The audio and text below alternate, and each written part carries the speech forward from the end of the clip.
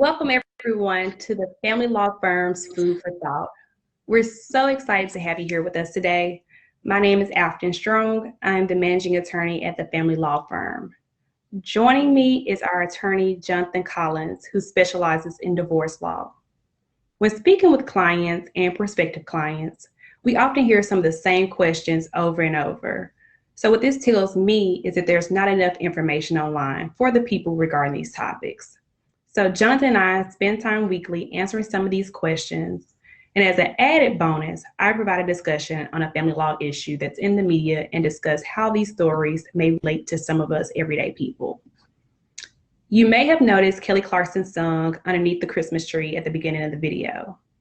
Well, Kelly has been in the news recently. Kelly Clarkson is divorcing her husband, Brandon Blackstock. 38-year-old Clarkson filed for a divorce back in June in Los Angeles County. They have 2 children from the marriage, daughter River, who's 5, and son Remington, who's 4.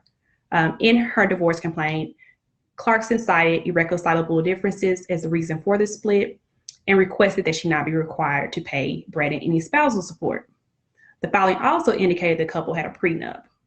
Well, Brandon wasn't too happy. In fact, Brandon wants just a small $436,000 a month in child and spousal support.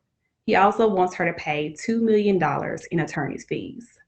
Brandon requested split custody and that the children go back and forth from LA to Montana, where he currently lives now. According to some court documents dated November 30th, an LA County judge awarded temporary physical custody to Clarkson. The court found that in an effort to promote stability and continuity in the children's lives, the children are best living in LA where they can continue going to the same school, having the same friends, and just enjoying life as they have always known it. Instead of the children traveling, Brandon must travel to LA to see the children at Clarkson's home for visitation and parenting time. So guys, stay tuned for more on how this story plays out. Kelly has a prenup, so I'm interested in seeing the details of that prenup and how that could possibly affect what the court ultimately decides. So it doesn't take much digging to see that Kelly Clarkson makes the most money in this relationship. Her husband, Brandon, has a great job as a talent manager for his father's agency, but she's Kelly Clarkson.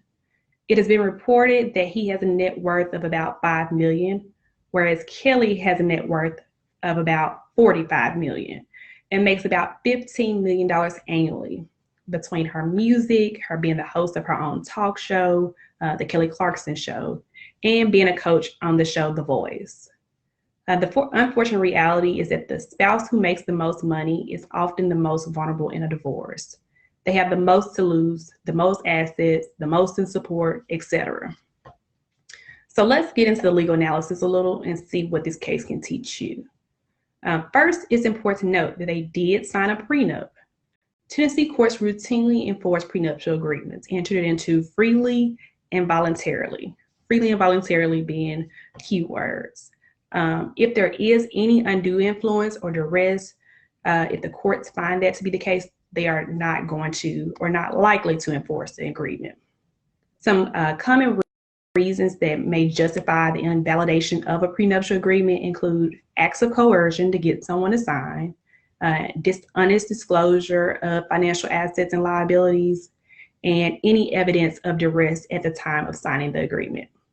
So if you find yourself being the primary breadwinner and wanting a prenup, make sure the other party is providing a full disclosure of all the assets, liabilities, and accurate value for each.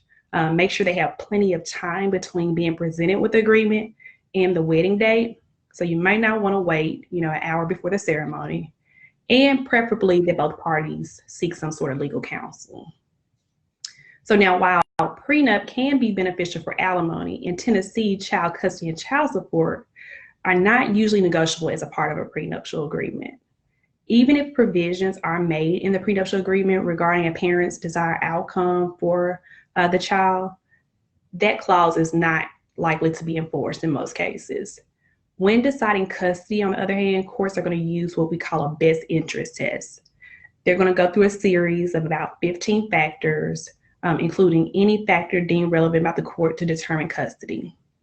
So if you are wondering, how can I make sure that I'm protected as the primary breadwinner for my family?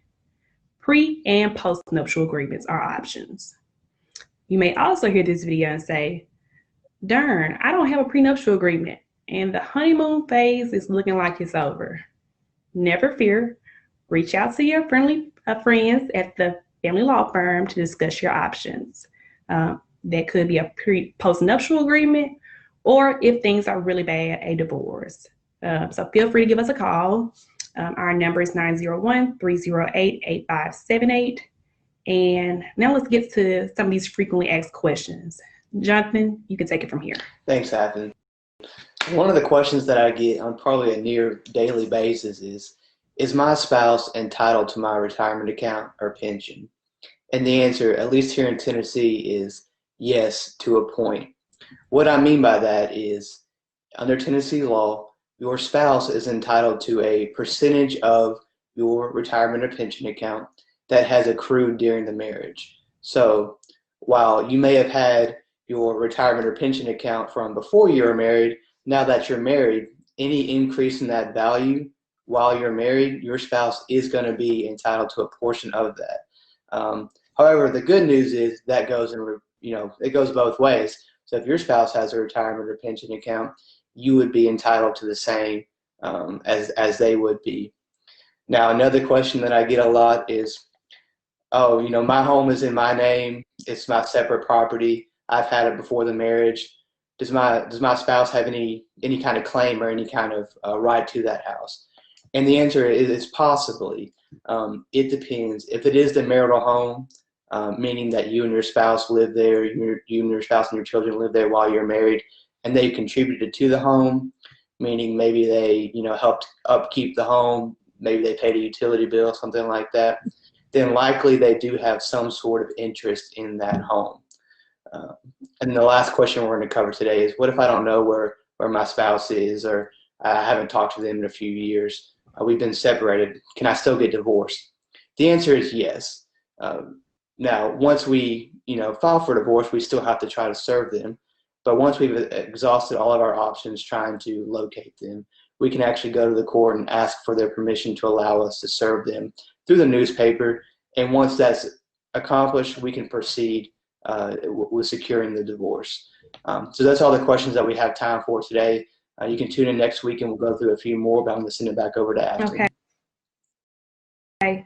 So yes, like Jonathan said, we'll be here next week. So if you have any questions, feel free to either give us a call again at 901-308-8578, or you can always shoot me an email. My email address is astrong, STRONG, at familylaw10, that's spelled TENN.com. Or you can just send us a comment while we're on here live, and we'll love to answer your questions. Well, thank you all for joining us, and we'll see you next week.